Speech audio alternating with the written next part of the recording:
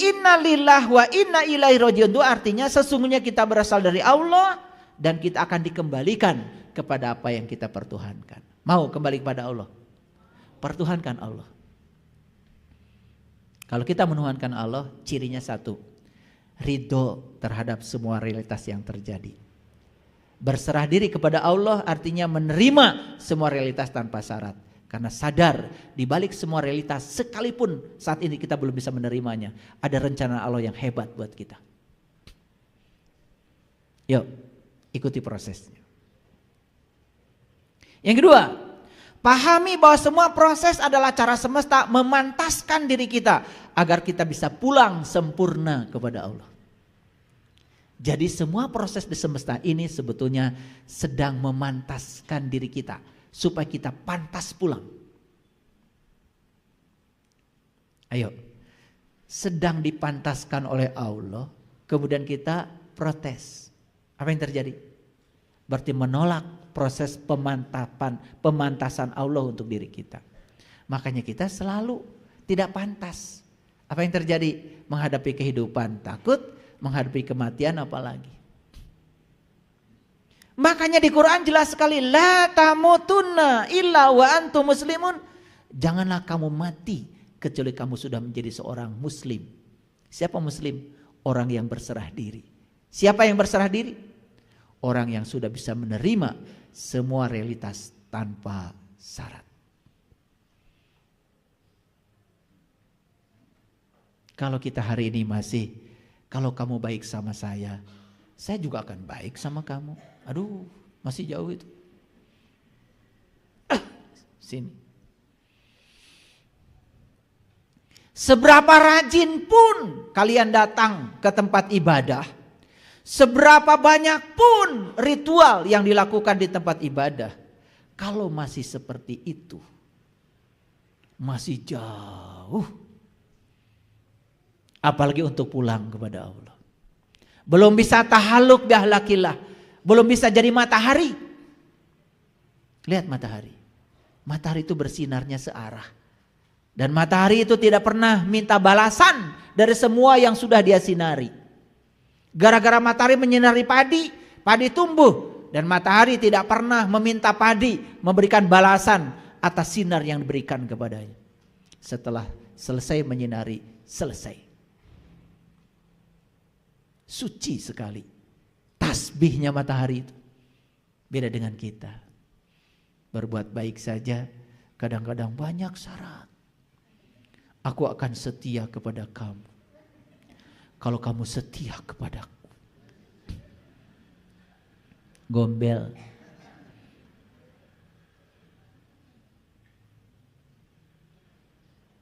Begitu? Nah, saya kasih tahu, kalau hari ini kita masih begitu, saya akan baik kepada kamu kalau kamu baik kepada saya.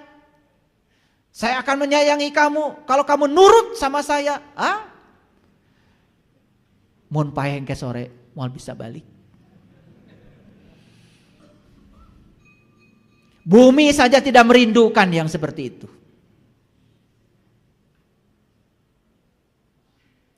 Masih jauh tingkatannya. Walaupun ngaku dirinya muslim, cuma pengakuan dirinya. Maaf, muslim itu bagi saya bukan sekedar beragama Islam. Tetapi sudah Islam, sudah merasakan rasanya Islam, sudah berserah diri total kepada Allah. Sudah tidak protes lagi. Sudah bisa menikmati semua kenyataan hidup apa adanya. Sudah penuh sukacita.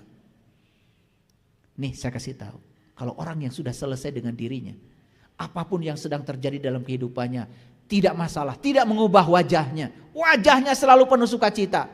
Tenang, damai. Kelihatan tuh bintit-bintit bekas nangis.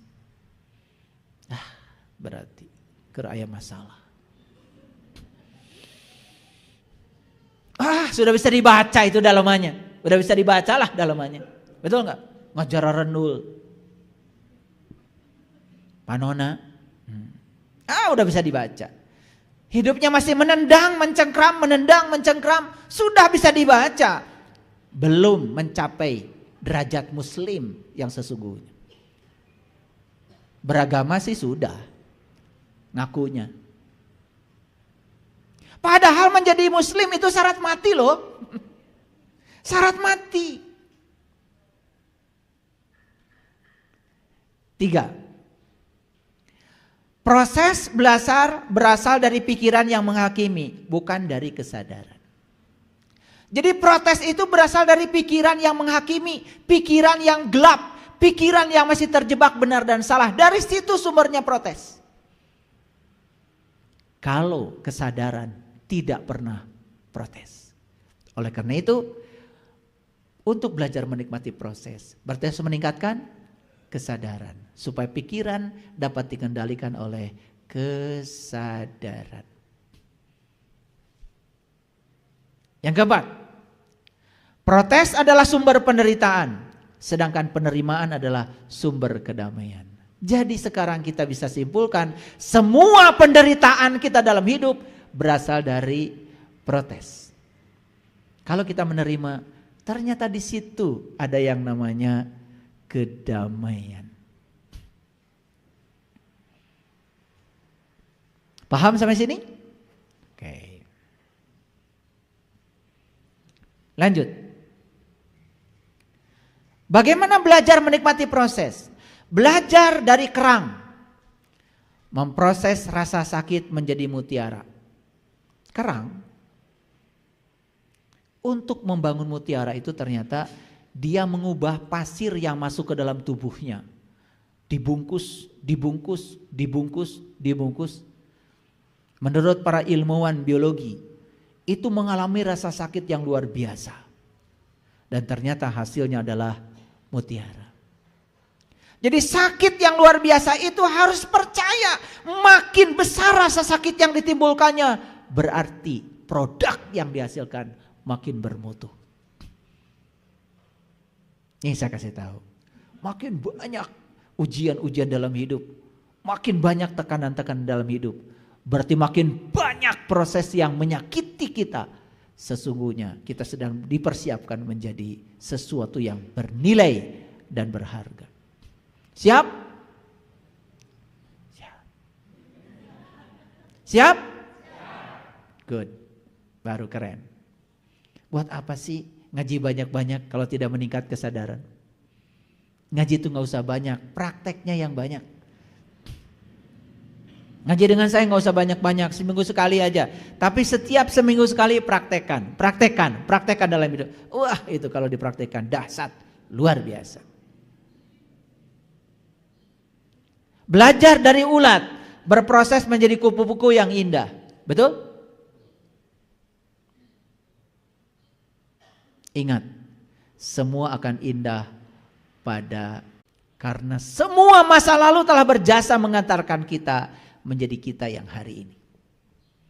Potong saja satu episode di masa lalu, 1 jam saja, sesuatu yang menyakitkan di masa lalu, potong dari sejarah kita. Kita tidak akan menjadi kita yang hari ini. Sekarang, mari kita lihat, tidak ada masa lalu yang buruk. Bahkan sekarang kita harus berterima kasih pada semua masa lalu, karena ternyata semua masa lalu itulah yang telah mengantarkan kita menjadi kita yang hari ini. Baik dan buruk itu adalah penilaian pikiran. Semua dari semesta adalah cinta kasih. Semua baik-baik saja. Pada akhirnya semua proses dalam kehidupan ini akan mengantarkan manusia untuk berserah diri. Kenapa ya saya lambat berserah dirinya? Sudah tahu jawabannya?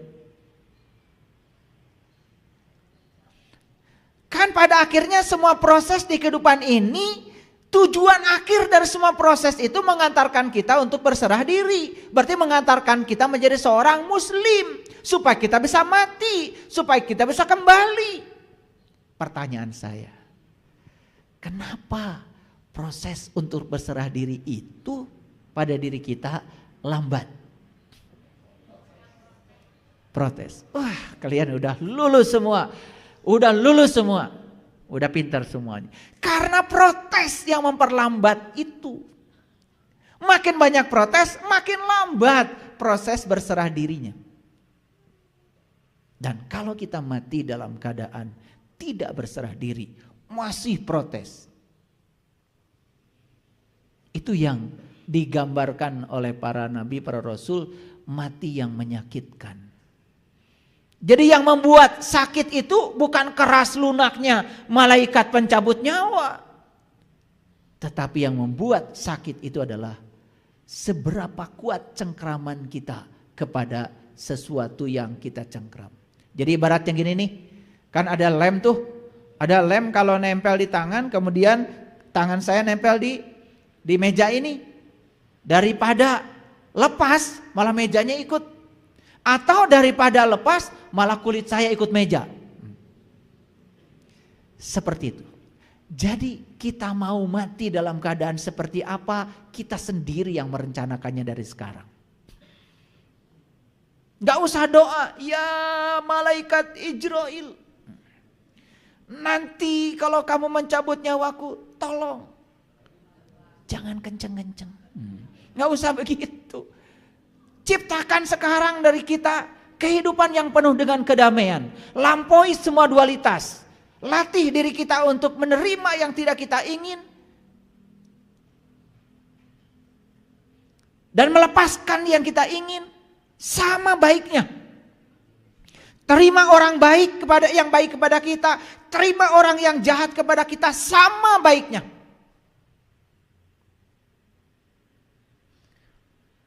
Makanya kalau leluhur saya di Garut itu mengatakan, puncaknya ilmu mah jang, lamun maneh geus bisa nyaah kanu ngewa.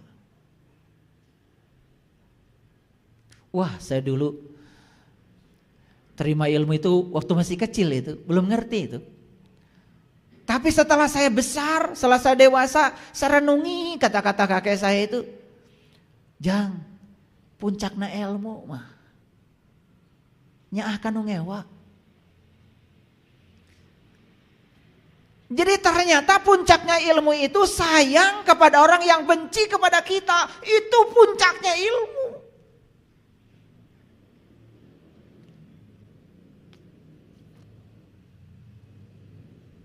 Udah bisa? Udah bisa belum? Udah bisa belum? Ah, eta. Ternyata begitu saya praktekkan, waduh, luar biasa. Berat sekali. Terutama melawan ego. Melawan keakuan. Apalagi ketika bisikan-bisikan dari pikiran gelap itu selalu aja menggoda kesadaran kita. Enak aja. Dia sudah menipu uang kita habis miliaran. Masa saya harus baik sama dia? Ah, itu pikiran. Tapi kalau kesadaran, ya Allah, aku yakin dia dihadirkan olehmu untuk mematangkan aku. Kehadirannya menjadi guru bagiku. Itu kesadaran. Kalau kesadaran ngomongnya begitu. Maka aku berterima kasih atas kehadiran dia yang telah membenci aku. Karena lewat dia, aku disadarkan menjadi orang baik. Aku akan menjadi orang baik kalau aku bisa baik sama dia. Kesadaran ngomongnya beda. Yuk, menurut siapa? Pikiran gelap atau kesadaran? Sok atau sing saladar. Ini praktek, agama itu praktek. Makanya puncaknya agama adalah ketika kita sudah bisa memperlakukan orang lain seperti kita memperlakukan diri kita sendiri. Saya kalau ngukur agama orang, saya nggak ditanya kuisener gitu. Tadi malam tahajud berapa ribu rakaat, nggak penting bagi saya. Karena itu hanya sarana untuk mencapai itu. Bahkan kalau ribuan rakaat dilakukan pun, kalau tidak membangun akhlak, berarti rakaat-rakaatnya itu tidak dilakukan dengan kesadaran. Buat apa ngukur itu? Karena puncaknya adalah akhlak. Nabi Muhammad bersabda, sesungguhnya aku diutus ke semesta ini untuk menyempurnakan akhlak. Bahkan di situ dikatakan bukan untuk menyempurnakan lagi, makarimal akhlak, untuk memuliakan akhlak. Apa akhlak? Akhlak itu kenyamanan dalam kontradiksi. Ketika sudah nyaman walaupun ada kontradiksi, itu tanda orang berakhlak. Jadi gampang ngukur akhlak seseorang. Ketika ada kontradiksi, nyaman gak dia? Tenang gak dia? Kalau sepeda motornya ketabrak orang aja langsung nyolot, jelas. Itu masih akhlak rendah itu. Belum mulia akhlaknya. Kalau orang yang sudah begitu dek ada kejadian, dah tenang aja. Nanti kita bawa ke bengkel ya, sepeda motor kita. Lalu menangkap, pesan apa ya hari ini? Kok saya ngalami kejadian begini? Oh, tadi saya terburu-buru dari rumah. Saya lupa membaca Bismillahirrahmanirrahim, la haula wala quwata illa billah. Pikiran saya sudah di jalan, tapi tubuh saya masih di rumah. Gak selaras pikiran dengan tubuh saya. Ini kejadian. Terima kasih ya Allah, diingatkan dengan kejadian ini. Besok-besok saya selaraskan antara pikiran dengan tubuh saya. Saya hadir di sini saat ini sekarang. Jadi selalu penuh sukacita, selalu pelajaran. Itu orang yang sadar. Gak ada lagi kemarahan. Tenang. Enak gak kalau itu hidup? Orang juga pasti rindu hidup dengan kita. Coba kalau kita ketemu dengan orang yang baperan, gampang marah, kan mau ketemu juga enggan. Betul gak? Gitu. Makanya kan saya sering mengatakan, berhasil gak hidup kita selama ini? Berhasil gak kita beragama selama ini? Sederhana. Tanya orang-orang, ketika saya datang di kelompok kalian, apakah kedatangan saya dirindukan atau disesali? Ketika saya pergi dari kelompok kalian, apakah kepergian saya dirindukan atau disesali?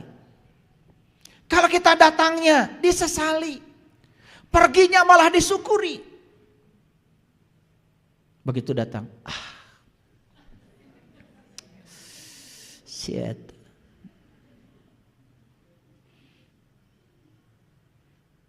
Sok mawa musibah.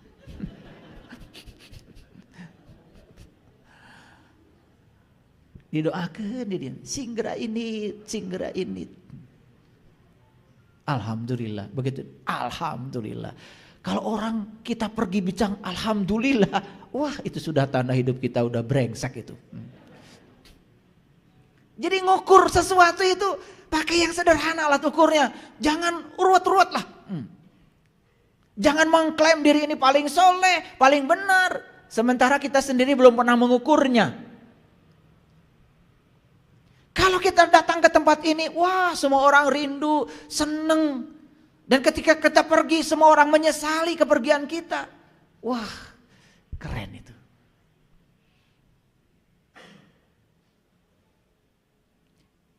Jangankan orang lain, orang di rumah saja, anak. Assalamualaikum. Aduh, ibu. Bawel. Segala temenang.